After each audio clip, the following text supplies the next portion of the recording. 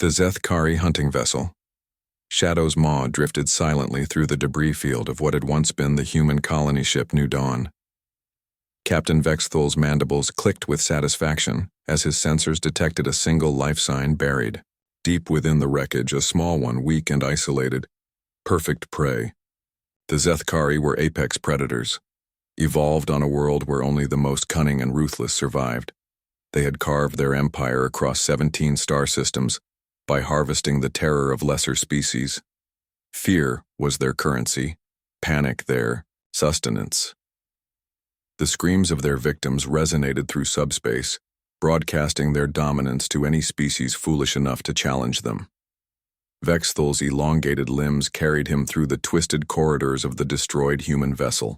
With practiced silence, his thermal sensors painted the environment in vivid detail.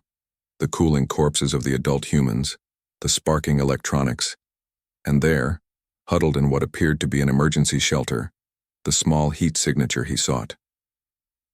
The predators, 4 eyes adjusted to the dim emergency lighting as he approached the sealed compartment. Through the transparent aluminum window, he could see his prize, a human juvenile, no more than 7 or 8 rotations old by his estimation. The child sat cross-legged on the floor, completely unaware of the apex predator studying her through the glass. Vexthol's throat sacs inflated with anticipation. Human young were considered a delicacy among his kind, not for consumption, but for the purity of their terror. Adult humans had developed various psychological defenses over their short lives, but children experienced fear in its most concentrated form. He activated his bioluminescent threat display, the bioluminescent patches along his carapace pulsing in hypnotic patterns designed to trigger primal fear responses in mammalian species. His retractable claws extended with metallic scrapes against the hull.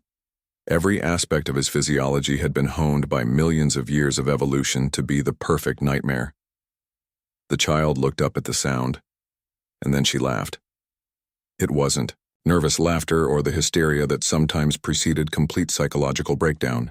It was genuine, delighted laughter, the sound a human child might make upon seeing something wonderfully amusing. Vexthol's bioluminescent display faltered. This was unexpected. The child pressed her small hands against the window, her face lighting up with fascination rather than terror. "Wow," she exclaimed, her voice muffled by the barrier but clearly audible through his universal translator. "Are you like a space octopus? You're so pretty. Do you glow all the time, or just when you're happy?" The Zethkari predator found himself taking an involuntary step backward. In 3 centuries of hunting across the galaxy, he had encountered countless species. Some fought, some fled, some begged, some died quietly in despair. But none had ever called him pretty. "I am Vexthol of the Zethkari," he said, his voice a carefully modulated growl designed to resonate with prey species' deepest fears. I'm death incarnate, the shadow between stars, That's a really cool name," the child interrupted, clapping her hands together. "I'm Emma Rodriguez. Are you here to rescue me? I've been alone for, She counted on her fingers. 3 sleeps, I think. I was getting kind of lonely." Vexthol's mandibles clicked in confusion. The child showed no signs of trauma despite being surrounded by death and destruction.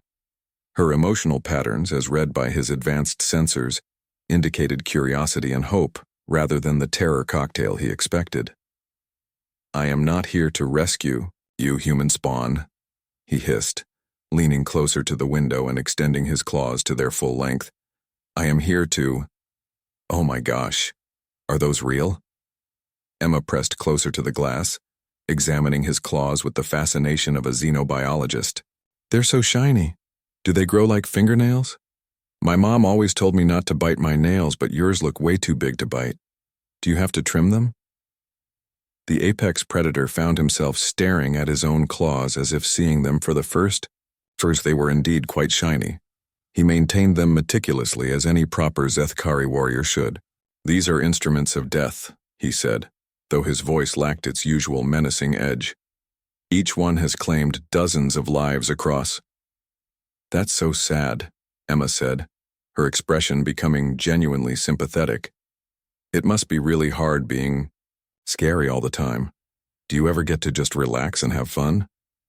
Vexthul felt something unprecedented, confusion about his own nature. The child's emotional resonance was unlike anything in his extensive experience. Where he expected fear, she radiated acceptance. Where he projected death, she saw wonder. Fun, he repeated the alien concept. I am a predator. I have no need for. Everyone needs fun, Emma said matter-of-factly. My dad says that's what makes us human. Even when scary things happen, we can still find reasons to smile. Like you. You're probably the most amazing thing I've ever seen, and I got to see Earth's ocean before we left. She paused, studying his bioluminescent display with scientific curiosity. Do the colors mean something? Like, are you talking with them? That blue pulse there? Is that like saying hello? Despite himself, Vexthul found his bioluminescence shifting to the pattern Emma had identified. It was indeed a greeting display, one he hadn't used since childhood among his own kind. You recognized a communication pattern, he said slowly. Patterns are everywhere if you look for them, Emma said. Mom taught me that. She was a xenolinguist. That means she studied how different people from different worlds talk to each other. I bet you have lots of ways to talk.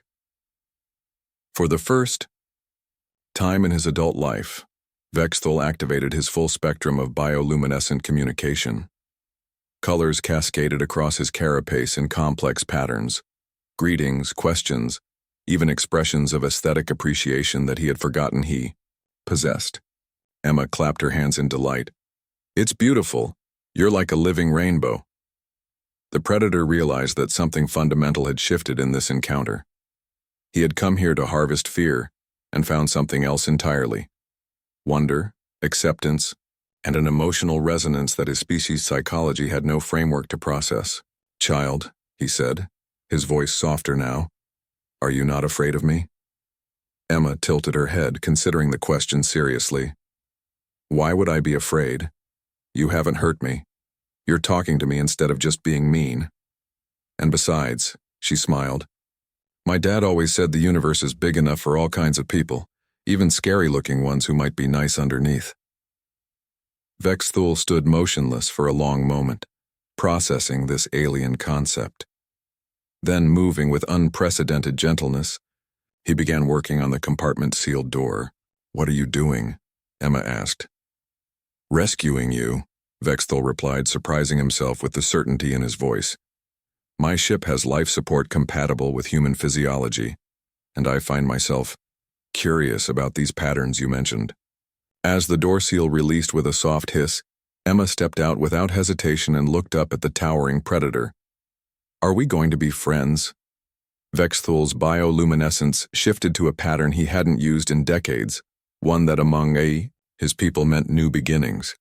Yes, he said, the word feeling strange but right. I believe we are.